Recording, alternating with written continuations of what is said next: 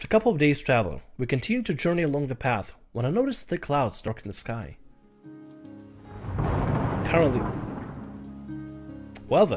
Caroliana casts worried glances above us. Loud cracks of thunder roll above. This does not look promising. We should find shelter. We don't want to be caught in this storm.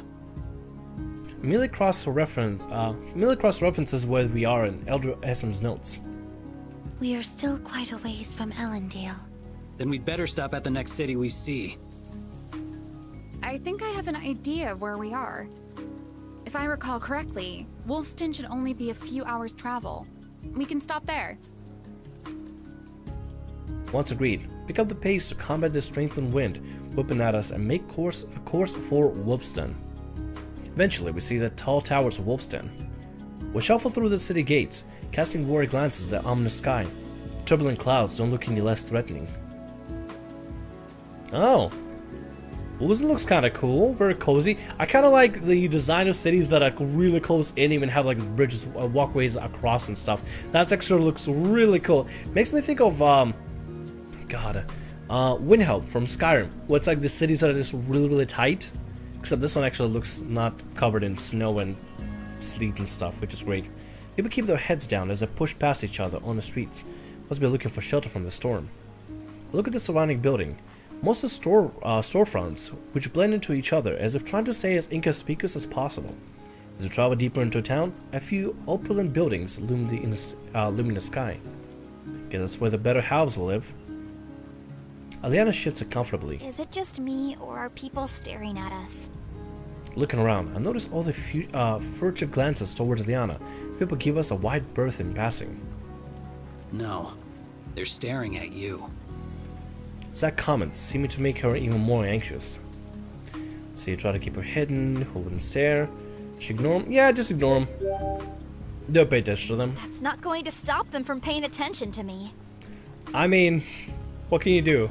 When you remember what kind of town Wolfston is, it's no surprise everyone is staring at her. I give Kara a questioning look. And what sort of town is it? Let's just say that what happens in Wolfston stays in Wolfston. Vegas? The other covers a sigil of a manipulator with one hand. Maybe this isn't the best place for me to be advertising that I'm a part of the Mage Guild. Zach nods. Agreed. You're making them nervous. Stairs remind me of when I first arrived in Meadowhill. Should we find you a change of clothes to blend in more? That is a satisfactory suggestion, but perhaps it should be executed without the presence of Liana. The longer she is in the streets, the more attention she draws. Good point. Let's hurry up and find the inn. Liana can stay there, and I'll help her find a more suitable outfit. As the wind picks up, the more people, the people creep out of the shadowed alleyways as they seek shelter. I instinctively check my pockets. Something about this place has me on edge. Liana is equally anxious. While Amy's expression doesn't change, she doesn't seem to be more alert than usual. Only Zach and Kara seem unaffected. Before long, we reach the inn. It still looks like any other inn, which is nice. Actually, you know, I think there might be a slight change of the type of crystals they have. Maybe it's the same. I don't know. It's been a while since I played the game. Laid out a relieved breath as the fire crackles and the hearth warms me. Kara and Zach go to secure our rooms, as food and the rest of us sit down in a secluded back corner. Although the lobby is full of people, it's more quiet than the other inns are frequented. Most patrons drink alone, and those in groups murmur softly, trying to draw attention to themselves. We aroused a few curious glances when we walked in, but once we shuffled out of sight, people relaxed and forgot about us. Silence grows stifling, as both Liana and Amelia wait for the rest of the group to come back. As I'm wondering if I should say something, Liana addresses Amy.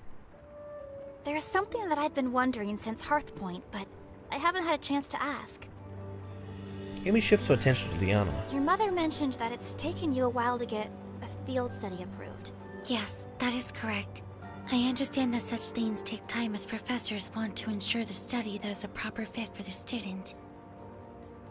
Oh, sorry about that. I might have messed that up, didn't I? Here we go. I understand that such things take time as professors want to ensure the study that is a proper fit for the student. But I will admit that I am beginning to become impatient. There we go. Okay, good. She sighs. Was the process for your field study equally taxing? Liana shakes her head. No, I I actually got the first one I applied for. Amy blinks, then her eyes grow wide. You were accepted upon your first application? Yeah. She stares at Liana. Maybe the process is different for Mage-Knights and Mage-Casters. Amy continues to stare. Liana looks at me and I shrug. Amy? I do not understand. I have completed all the prerequisites necessary to apply for a field study. I have even attended supplementary training to increase my potential for selection. For all the intents and purposes, I should be the most ideal candidate for the mandatory field study. At the same time, she is the youngest mage caster, right? Just in general, mage. So I'm pretty sure the Mage Academy or the Mage, the people that give out the field study and approve the field studies are probably really wary of sending her out to do her own thing for now. Is it just your professor's recommendation that you need? Correct, but I have been repeatedly told that the field study is not a good fit for me. Liana rests her head in her hands as she thinks. Do you think it has something to do with your age? Amy frowns. My age should not be an eligibility factor. I have proven myself to be capable enough to study as a mage caster. This is pretty strange. And they haven't given you a specific reason why you keep getting declined? Amelia shakes her head. I am quite perplexed by the situation, especially now that I understand my difficulties are not standard. I can feel the frustration behind her words. It sounds like the Academy has it out for her, and I think she's only just started realizing that she is being treated differently. Talk to your professor, it's an age issue. Talk to professors, maybe. If it really shouldn't be that hard to get into the program, you should have a serious discussion with your professors when you return. Give them a chance to communicate their concerns, explain why they haven't approved you. Liana nods. I'm sure they have their reasons, and it would help you to know why. Amy looks pensive as the conversation dies down. Kara and Zack return soon with bowls of food, which you quickly eat. As they push our empty bowls away, Kara drops the key into Liana's hand. Okay, so here's a key to our room. You can go upstairs and lay low for the rest of the night. I'll go check the shops and grab an outfit for you. She winks at Liana. Don't worry, it'll still be cute.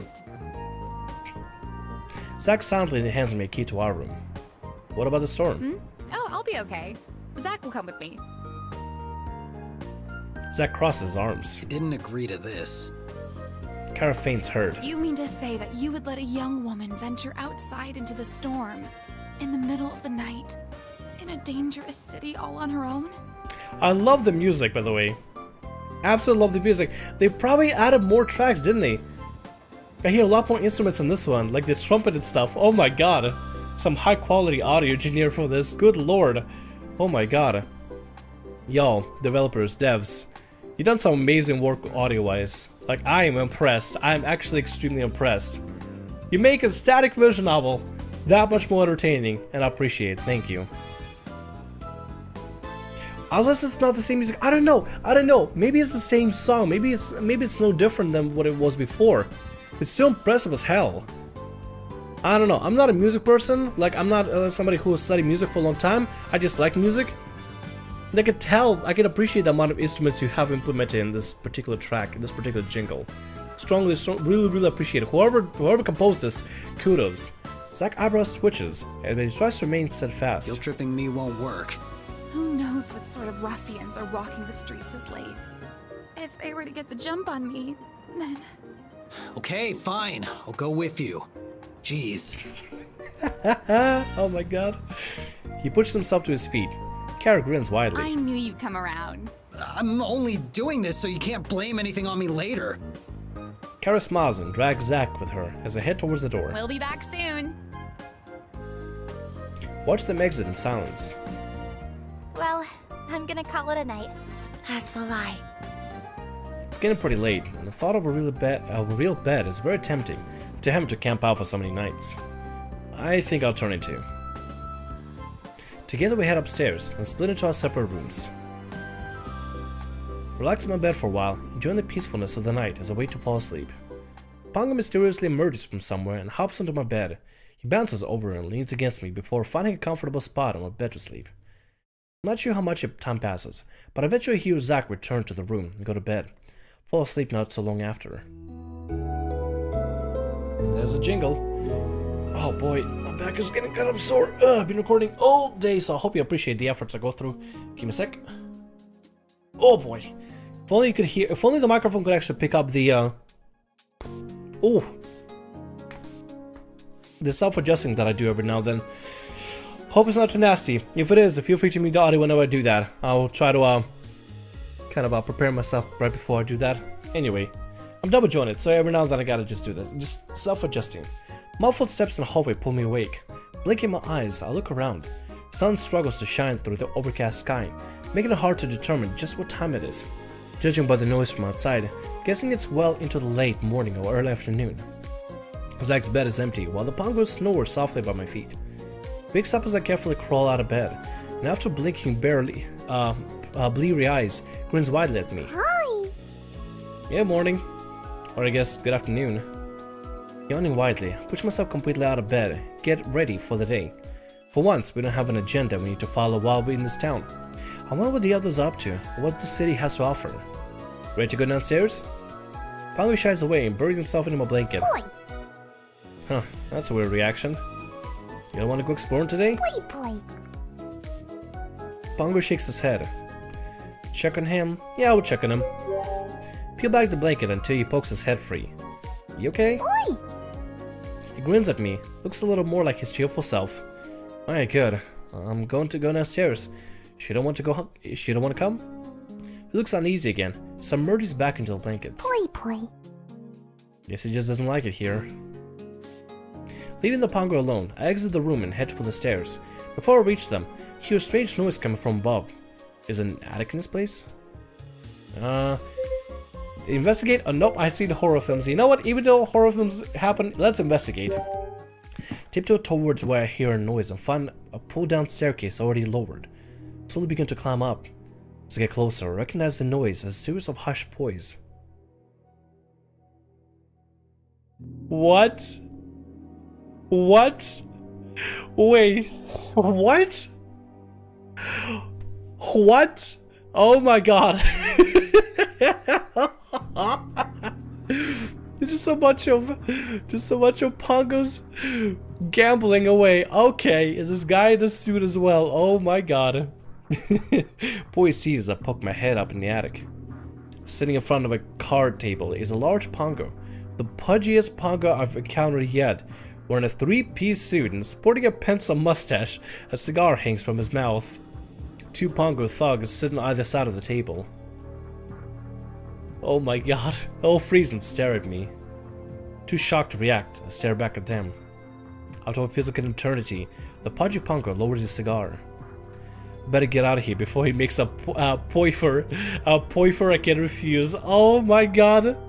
Freaking Pongo puns. Shut up, get out of here, developers. Shut up for that. Oh my god. Favorite devs ever. Silently, I lower myself out of the room and quickly head down the stairs. I think I know why my Pongo didn't want to leave the room today. I think it's better to pretend that never happened. Shake my head, I go downstairs to the lobby. Oh my god. Poifer you can't refuse. Shut up! It's amazing. Lobby is as busy as it was the night before, with the same number of people filling the tables. I spot Zach exactly where I expected him to be, right in front of the bounty boards. Karen nurses a drink alone at one of the tables, but I don't see Liana or Amy anywhere. Let's see, bet Liana's in a room? Probably, yeah, let's see what's going on with her. Liana seems pretty nervous last night. I wonder if she's still in the room. Making my way back upstairs, I knock on the door. At a moment, her voice calls out. Who is it? It's me. Oh, hey. There's a silence as I wait for her to open the door. She doesn't. Is everything okay? Yep. Everything's fine. Okay. She sounds really distracted. Sorry, I'm a little busy right now. Amy and I are kind of in the middle of something. Do you think you can come back later? So that's why Amelia's too. Sure, sorry to disturb you. She doesn't answer. That's kind of weird. Well, if she's not annoyed with me, I better leave her alone for now and check in later when I have time. Let's talk to Zach, see what he's up to. Approach Zach is at the boards. Hey. He glances at me, nods in acknowledgement. Yeah, nods in acknowledgement. See anything good? Yes, actually. Look at the boards and let out a breath of surprise. Whereas most of the boards our inns only have a few flyers spin at a time, this board is covered in wanted posters. Whoa, that's a lot of bounties. Zach grins. Check out the payout on these things. He points to a poster of a scarred man with a grizzled face and a deep frown. Underneath his mugshot lists a number with more zeros than what has ever existed in my bank account. Damn. Zach nods. Can't help myself as I continue to scan the board, taking note of the offered bounties. Zach grins as he throws him a ward back at me. See anything good? Stick to my day job, point to a hot wanted woman's bounty. Oh, the money. The money, yeah. Point to the one with the highest offered awards. It looks pretty tempting to me. Yep. All the mercenaries should just come to Wolvesden and check out the bounty board here. A lot of them do. Really? Why do you think this inn is so full? Look around the inn again. That would explain why so many patrons are just people drinking alone. One such man pushes himself unsteadily to his feet and sways over to the board.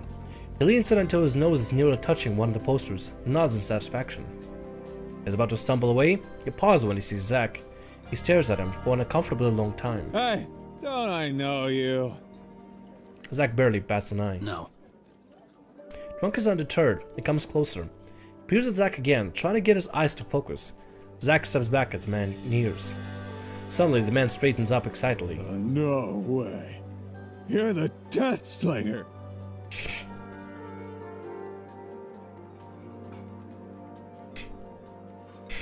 Hearing the name, I can hear the edge. I can hear the edge cutting something. Good lord. The edge just cut my ears. Deathslinger. At the mention of the name, the inn falls silent. Then tendrils of whispers begin to shake around us. You're mistaken. Snake around us. Zach's expression is stonier than usual, but the drunk is unfazed. I never thought I'd see you here. But it makes sense. Everybody makes it to Wolf's Den sooner or later. You have the wrong guy. The drunk squints and shakes his head. It must be you. The trench coat, scar over one eye. Whispers increase into hurried murmurs, as all eyes fall onto us. The drunk thinks for a second. But do you have purple dischargers too? Reaches towards Zach, holsters his dischargers, but Zach smoothly steps away. If I were the Death Slinger, would you really want to piss me off? Zach's icy warning caused the inn to fall silent again. Drunk sways precariously, while the muddled gears in his head turn. Then understanding finally dawns. Oh, right. I'll leave you alone. Sorry. As the man stumbles, I gotta say, although the voice was a little bit muffled, maybe it's because of the microphone, or maybe it was on purpose, that was solid. Solid voice acting for this game. Solid.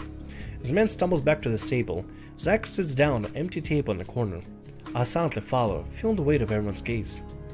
When I sit down, Zach glares at the people around us, which causes them to quickly turn back to the tables, resume whatever they were doing. Many of them seem suddenly very interested in the drinks. Zach doesn't seem inclined to talk, but the silence is stifling. That was weird, right? That was pretty weird. Don't pay attention to him. It's just a random drunk. The innkeeper walks over and places 2 drinks on the table. Zach looks at him and he quickly speaks. On the house, we don't want any trouble here. Zach nods to take a sip from one of the drinks. Thanks. Look of relief washes over the innkeeper's face as he walks away. Gradually, life returns to the inn as people lose interest in us. So, who exactly is the Deathslinger? He's a mercenary. Most mercenaries don't silence an entire inn with the mention of their name. You're right. Takes another drink. I wait for him to continue, but he doesn't. I don't think I'll be getting any more out of him now. Since things have begun to feel more normal, I relax a bit and take a sip of my drink. Zach and I quietly finish the rest of our drinks, although his stony frown has lessened. Lessened? Yeah, lessened. I think it'd be best to give him some space. I say my goodbyes and leave the table. Let's see what Kara's up to. Pop down the table across from Kara. She raises an eyebrow as I sit. Hey, Kara. Hey. She looks amused as she takes a sip of a drink. Got any exciting plans today? She shrugs. Yeah, same here. There's gotta be something more exciting to do. What do you think? A sly smile spreads across her face. She throws back her drink and slams the empty mug on the table. I think I know exactly what we should do. I'm not sure I trust that look. What does she have planned? What do you have in mind? We're going to go gambling. Yeah. I've been lucky so far. I don't think that luck is going to run out anytime soon. I am in. Let's do it. Karen nods approvingly. I had a feeling you'd like my suggestion. Let's go then. Let's see how this goes. Follow Kara at the inn. Streets are deserts as a cloud rolls overhead. Glance cautiously at the sky, but Kara remains unconcerned as the survey shops along the streets. Finally, she stops in front of a gauge building. Gaudy, I guess it's gaudy. Gaudy building. Bright crystals illuminate the sign as a flash distractingly on and off. Face sticks out like a sore thumb. Kara grins as she pushes open the door. Fancy. While her blink as my eyes adjust to the dim room. Even if I hadn't known where we are going, would have instantly recognized the place as a casino. Half the room is lined up with flashy slot machines powered by mini crystals, while the other half is filled with tables that have slot machines in this magical world. Okay. Both players and onlookers crowd around the table. In fact, the casino is packed with people. Clearly, the storm is not enough to keep these people from the games. So, see anything you like? She gestures at the table. You pick. She moves along the tables, taking curious glances at each game before deciding. Have you played Shadow Knaves? How do you play? The goal is to reach a numerical value of 21 with the cards you're dealt. Poker? You'll start with 2 cards, and you could choose to add cards or stand depending on what you have. Oh no, not poker, that's blackjack, yeah.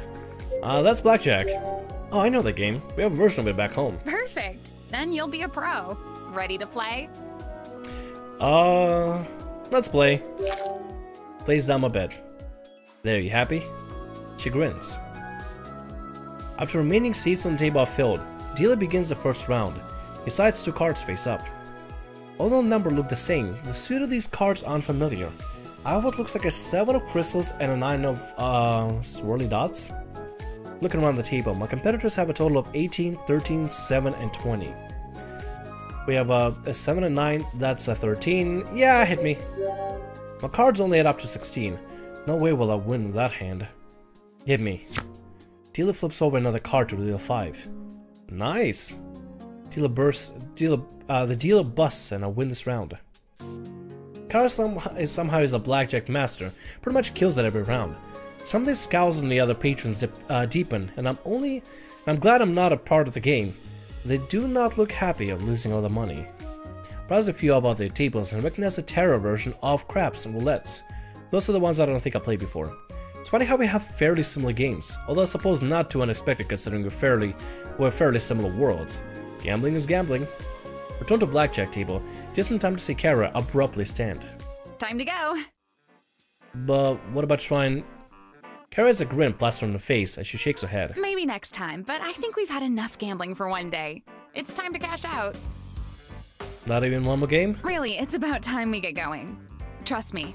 Oh, she doesn't seem like she'll let up. I shrug and follow her. Guess she's pissing people off. After cashing out, Kara hastens out of the casino. I try to catch up to her.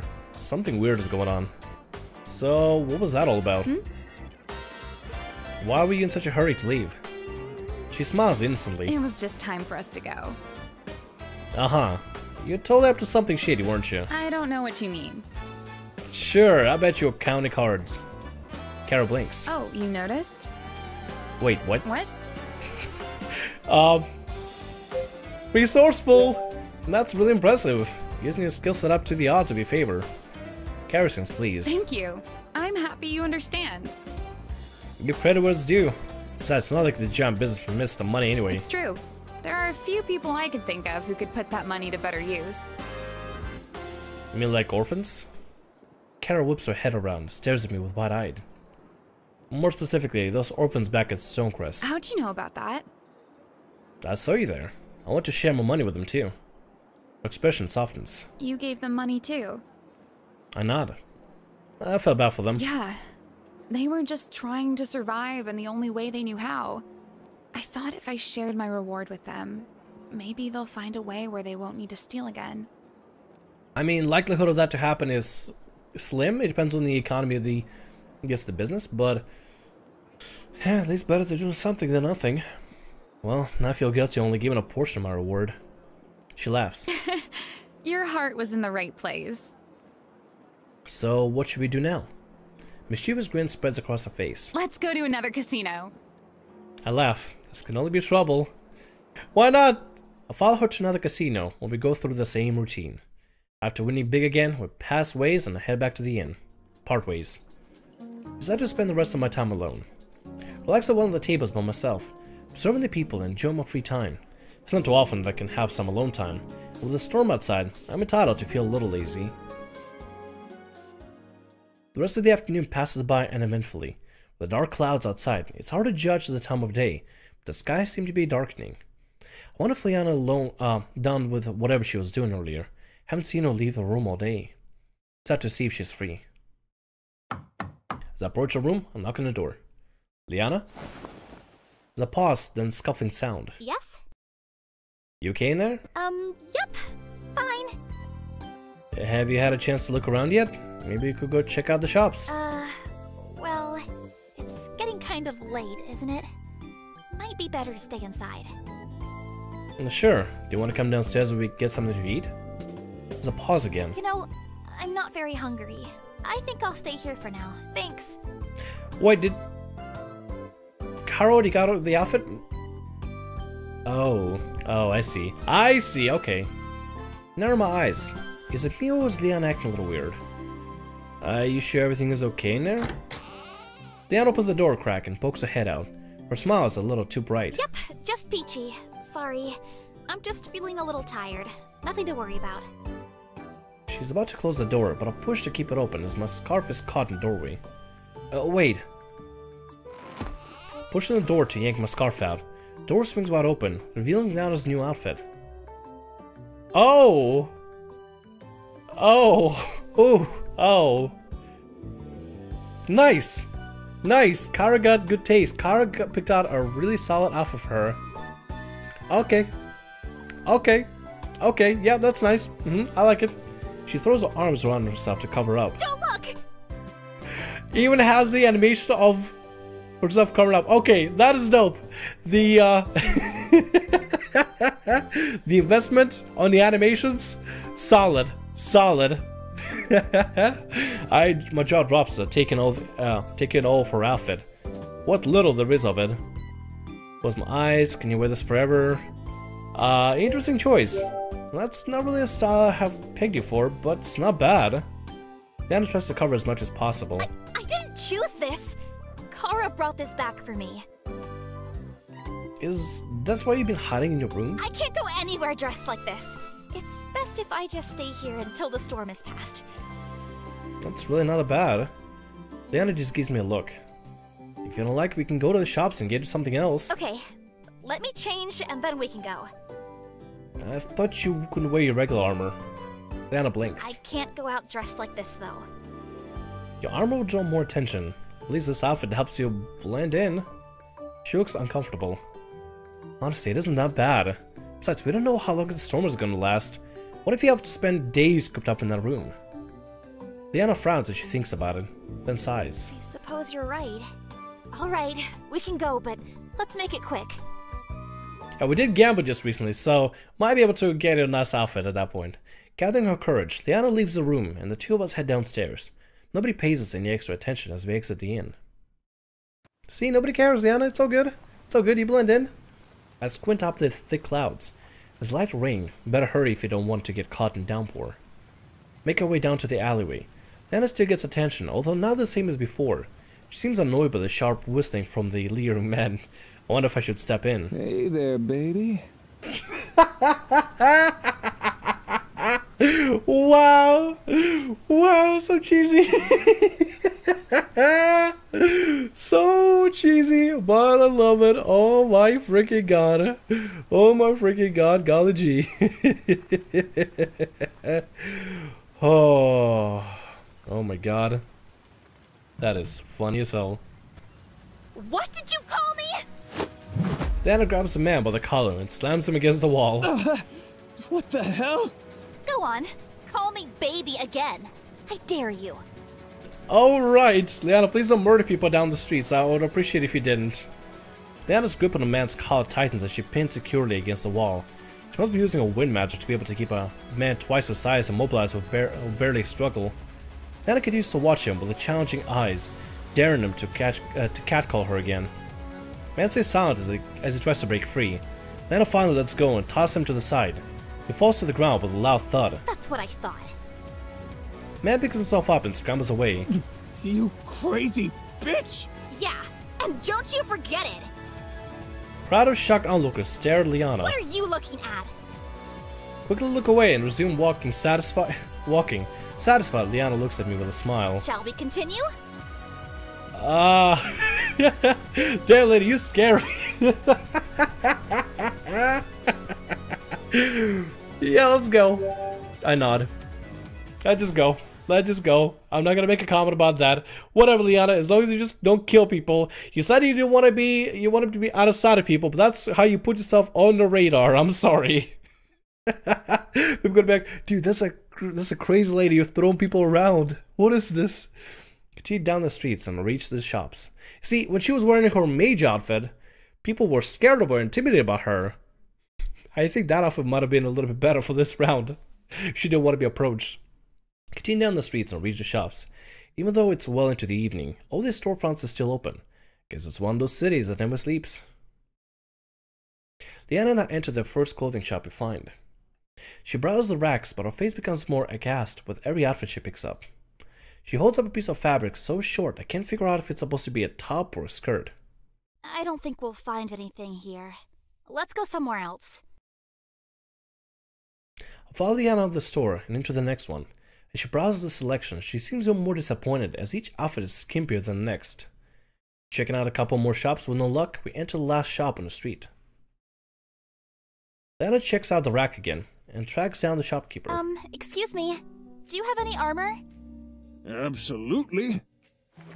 He rummages through the clothing before pulling out what is essentially just a metal bra and thong. Oh. Oh, okay. Alright. So we go with bikini armor now. In World Warcraft, we call them Sleuth Mogs. And it's just literally our bikini and armor thong. That's all it is. That's literally all it is. Sleuth Mogs. Oh.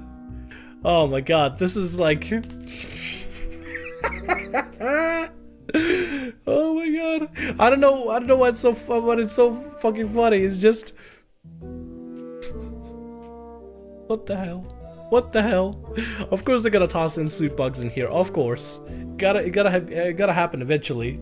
Liana can't hide her horror as the shopkeeper smiles triumphantly. Here you go.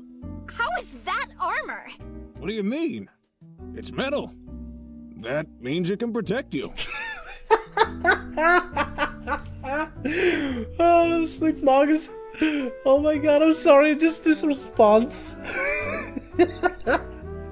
Metal, bruh. It's metal. Means it can protect you. Oh my god. I love it. I love this. I love this. Oh my god. I swear.